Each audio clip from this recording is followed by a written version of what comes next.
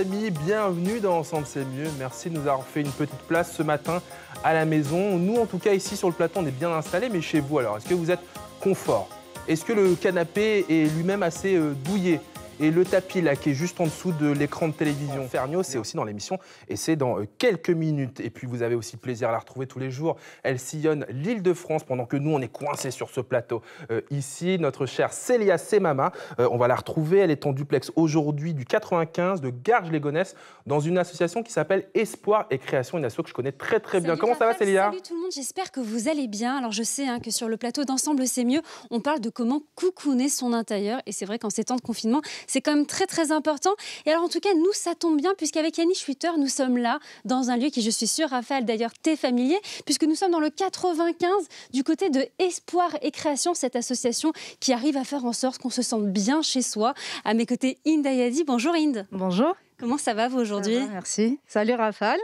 On connaît bien Raphaël. Ouais. Alors dites-moi, qu'est-ce qu'on fait ici à Espoir et Création concrètement?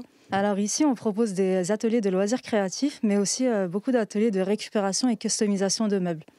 Très bien. Et vous faites ça depuis combien de temps maintenant? Depuis 2008, donc ça va faire 13 ans en février. 13 ans en février. Écoutez, moi, ce que je vous propose, c'est qu'on aille du côté de l'atelier. Donc surtout, restez avec nous tout le monde. On revient dans quelques minutes. À tout de suite. Ah, et je peux vous dire qu'en 13 ans, du côté de Garges-les-Gonesse, elle en a refait des intérieurs pour les habitants et les habitantes du quartier et des quartiers alentours. Je suis très content que Inde Ayadi soit dans l'émission ce matin, d'autant qu'on va retrouver sur le terrain Célia Semama, toujours du côté de Garges-les-Gonesse, dans l'association Espoir et Création. Là-bas, on a l'habitude justement de décorer, d'upcycler, de redécorer tout un tas de choses. Regardez, Célia alors, est-ce que vous m'entendez bien Célia ?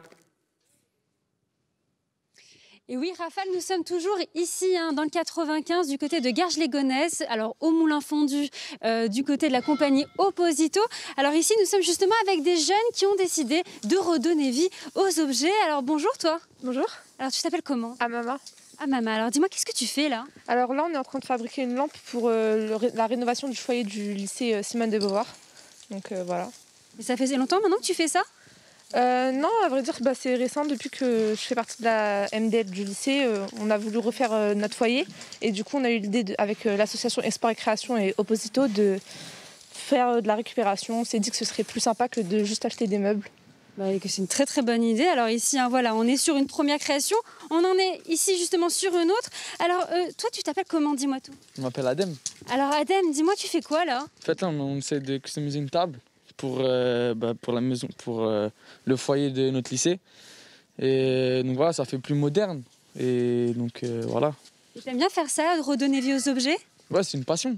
C'est une passion parce que ça nous développe notre créativité. Et voilà, donc c'est toujours un plus. Voilà, donc redonner vie aux objets, c'est quelque chose de très important. Et alors justement, à mes côtés, Marilène Martin. Bonjour Marilène. Bonjour Célia. Alors, dis-moi, toi tu es chargée justement de mission ici. Est-ce que c'est important de faire justement ces travaux de customisation avec des jeunes essentiellement? En fait, c'est hyper important parce que déjà, ça leur permet de comprendre qu'on peut faire de la récupération et redonner une seconde vie à tous les objets que l'on trouve à la maison ou même dans les petits magasins. Et ensuite, c'est surtout pour les responsabiliser et pour que eux puissent s'approprier leur propre espace. Pour que quand ils rentrent à la maison, ils se disent bah voilà, j'aime bien être chez moi et que ça leur fasse du bien en fait tout simplement. Voilà, et l'autre chose aussi, j'imagine, qui est très important ici, c'est bien évidemment de démocratiser, comme tu le disais justement, le beau, le bien chez soi. Ça aussi, c'était important pour vous? C'est hyper important parce que souvent, les jeunes, quand ils rentrent à la maison, ils viennent des quartiers. Donc ils se disent, voilà, je rentre à la maison et ils ont envie de voir des belles choses.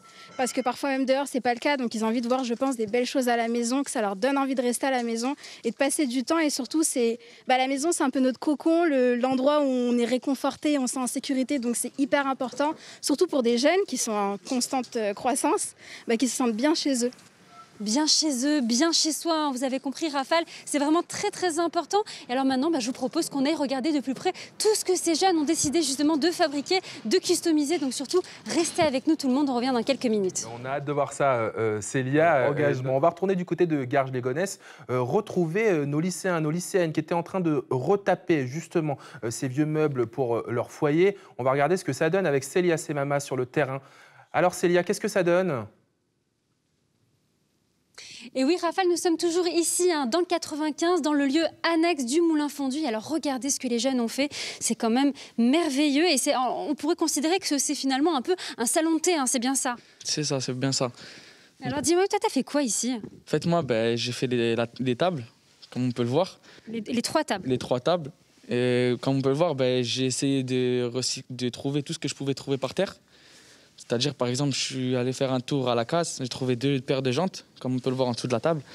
En fait, il m'a fallu de les souder et de les pendre pour voir qu'on pouvait faire un support avec. Donc ensuite, j'ai trouvé des tôles, 2-3 tôles et du plexiglas. Donc je me suis dit que ça serait bien comme support. C'est très beau. Et le bleu, là, c'est tout à fait naturel. C'est tout à fait naturel, tout est recyclé. Et après, ça va dans les 2 sens. Non seulement on protège la planète en recyclant, et voilà, ça nous fait des objets en plus. C'est quelque chose d'assez engagé. Alors l'idée, elle était venue comment? C'est-à-dire que tu t'es baladé dans la rue, tu as trouvé justement un peu ces quelques pièces, et tout de suite, l'idée de faire une table t'est venue? C'est ça. En fait, je me posais la question, ça fait depuis longtemps. C'est pourquoi on ferait pas quelque chose avec les matériels qu'on pouvait recycler. Et donc voilà, on s'est basé, comme on peut voir, sur les poufs, entre guillemets.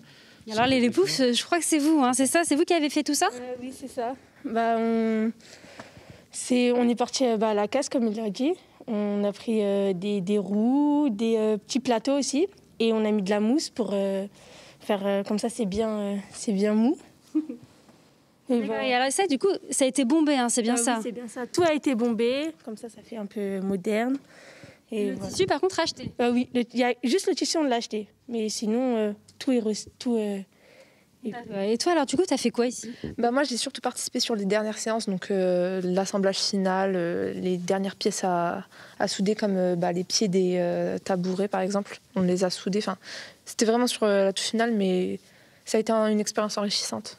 En tout cas, moi, ce que je veux savoir, c'est comment les idées vous viennent. Vous vous baladez dans la rue et donc vous trouvez ça et ça fonctionne. Oui, comme il l'a dit, on retrouve certaines choses dans la rue. Après, on s'inspire aussi beaucoup des réseaux sociaux. Maintenant, tout se partage. Il y a beaucoup de tutos sur Internet, Pinterest, Instagram. Donc, j'ai envie de dire que maintenant, tout est faisable avec Internet et on peut beaucoup s'en inspirer. Voilà, vous avez entendu Raphaël, tout est faisable grâce notamment à Internet. Donc moi, ce que je vous propose, c'est que vous restiez avec nous pour en savoir justement davantage sur cette belle association Espoir et Création. Donc à tout de suite tout le monde. J'ai surtout remarqué, Célia, qu'on avait du côté de Garges des décoratrices, des décorateurs en herbe. Mais est-ce qu'on a des game designers? On vous explique tout maintenant dans Ensemble c'est mieux. Notre chère Célia Semama sur le terrain, elle est du côté de Garges-les-Gonesse, dans le Val d'Oise, avec Espoir et Création. Célia, est-ce que tu es avec nous? Est-ce que tu nous reçois bien, Célia? Et oui, Raphaël, nous sommes toujours ici, dans le 95, à Garges-les-Gonesse. Alors, dites-moi, Marilène Martin, vous êtes ici donc chargée de mission pour Espoir et Création.